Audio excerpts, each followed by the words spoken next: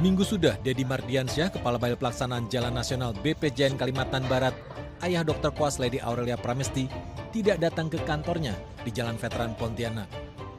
Menurut Kepala Komunikasi Media BPJN Kalimantan Barat, Dedi langsung terbang ke Jakarta setelah penganiayaan yang dilakukan sopir istrinya viral.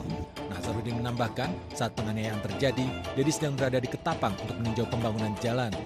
Melalui pesan singkat WhatsApp, Nazarudin menjelaskan jika ketidakhadiran atasannya itu atas dasar cuti.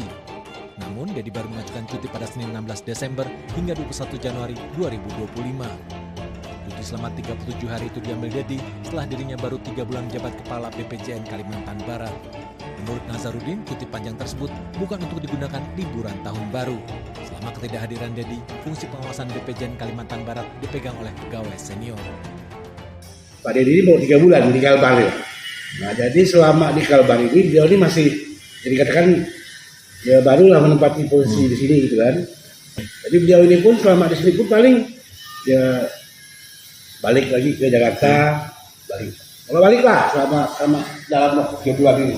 Kan beliau banyak di lapangan, banyak sekali lapangan, sering menghabiskan waktu kita. Karena dia bonet di Kalbar Pak. Sementara itu, Komisi Pemberantasan Korupsi KPK mulai menganalisis laporan harta kekayaan penyelenggara negara milik Dedi Mardiansyah. Menurut juru bicara KPK, LHKPN Dedi dianalisa terkait keabsahan hingga kemungkinan adanya harta yang belum dicantumkan. Analisa LHKPN akan berlangsung selama 1 minggu. Saat ini tim LHKPN KPK sedang melakukan analisis terhadap LHKPN milik saudara DM sebagai bagian dari proses pemeriksaan dalam kerangka pencegahan korupsi.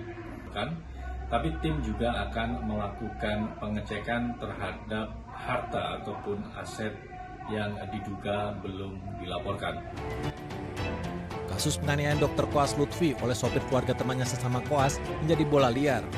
Kasus yang bermula terkait jadwal jaga Dr. Koas di Rumah Sakit Siti Fatimah Palembang ini menyeret sejumlah pihak. Masyarakat di Jakarta memperkirakan jika kasus yang berawal dari penganiayaan terkait anak pejabat negara ini akan berbuntut panjang, seperti yang dialami Mario Dendi dan ayahnya Rafael Alun Trisambodo. Tim Liputan melaporkan.